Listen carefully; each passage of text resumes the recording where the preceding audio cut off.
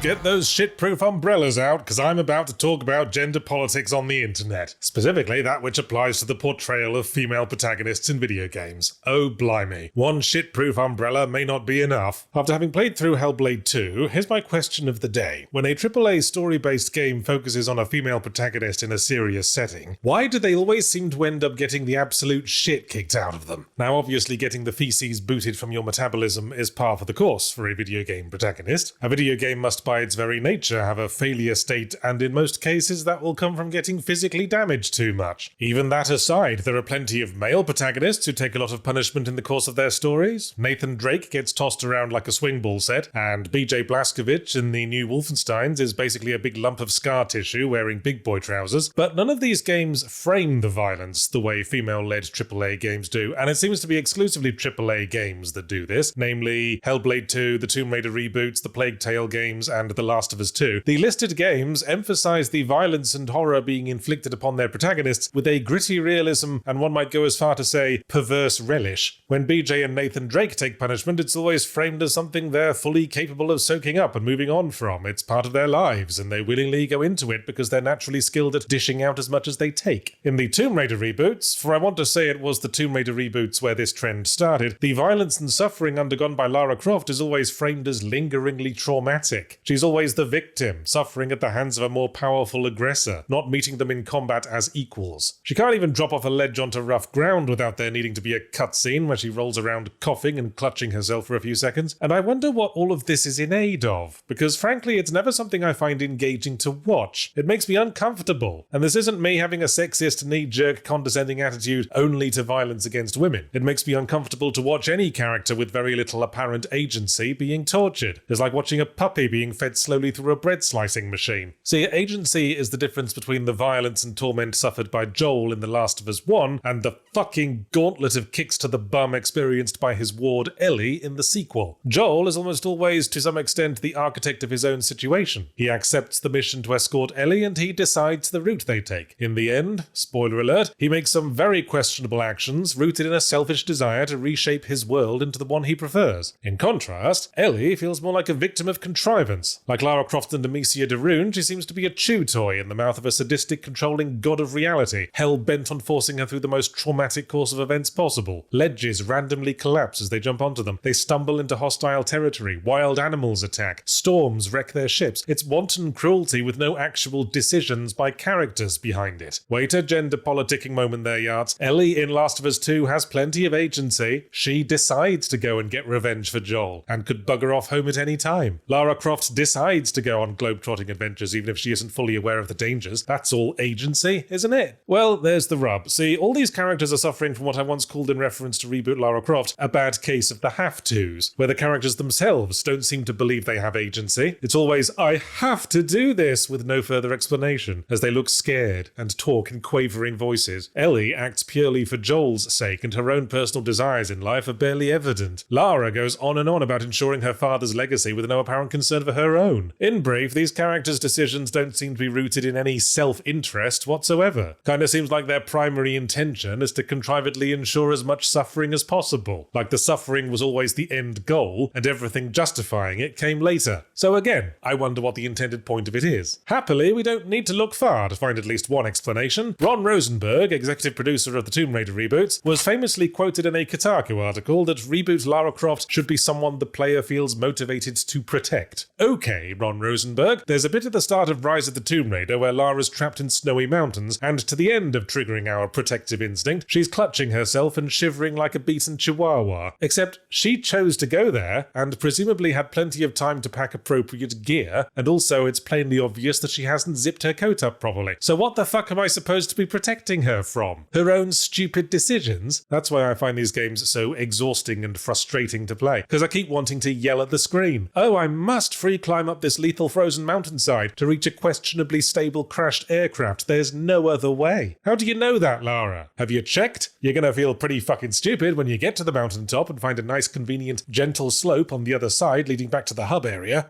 Hey, Senua, maybe don't go into the eerily quiet, deserted village with all the blood leaking out from under the main gate. Oh, I have to go in there. Someone might need help. Yeah, someone definitely will in about 5 minutes. Why am I the only voice in your head you don't listen to? These games are part of an effort to depict female characters with more depth and realism than mere pin-ups or distressed damsel prizes to be won, but that intention can't change the fact that game developers are still overwhelmingly male, nor make them any better at writing characters. Ron Rosenberg's stated intention behind Reboot Lara inadvertently lays a lot of shit bare, because it's still rooted in the attitude that birthed original scantily clad Lara. Whether you're supposed to want to protect them or fuck them, the emphasis is on what you want, not what she might want. She's still a wank doll, just one for wanking off different emotions. I don't engage with characters like BJ Blazkowicz, James Sunderland, or Martin Walker from Spec Ops The Line because I want to protect them throughout their suffering. I engage because they're compelling characters with goals and motivations and I want to see their arcs through. It might sound like I'm putting this down to misogyny, but really I think it's about ignorance, charged with making characters like Lara and Senua more complex and realistic, but lacking the ability to do that effectively. The writers seem to have fallen back on the notion that suffering lends a character depth, on the understanding that a good character arc involves overcoming adversity. But that's not the same thing as smashing their head against a wall for 12 to 15 hours. Overcoming adversity is about realizing one's own flaws and growing as a person, and Lara's carousel of persecution is, as I say, mostly the result of random circumstance. The only personal flaw she needs to overcome is not wearing a full suit of armor every time she leaves the house. I want to emphasize that this seems to be an issue unique to AAA story-based games, or perhaps more accurately, committee-designed narratives. If you want an interesting counterexample from the world of indies, look no further than Celeste. That's a game with a female-led narrative where the protagonist puts herself through some shit and also has a fairly textbook case of the have-tos. The difference is that the game goes deep into exploring why she thinks she has to. She has to confront her own flaws. The ending is more a victory over her own self-doubt than a victory over the mountain, and genuinely feels like an outcome worth celebrating. Lara Croft's ending in the Tomb Raider reboot doesn't feel like anything worth celebrating, any more than if she'd just found the button that turns off the machine that randomly beans her in the skull with a hammer. Just don't sit in front of the machine, you idiot! Ironically, original Lara Croft ends up being the more aspirational character just because she actually seems to have her shit together. Bayonetta as well, and that chick from Stellar Blade who had third billing behind her own bum cheeks. Why are the overtly sexy characters the only ones allowed to have some fucking control over their own lives? Is this a societal thing? Like we assume if a woman is smart enough to be conscious of her own tits, they must be competent in other areas as well? Anyway, that's all I had to say on the subject. Why not discuss the issue further with other YouTubers in the comments below? Speaking of being conscious of massive tits,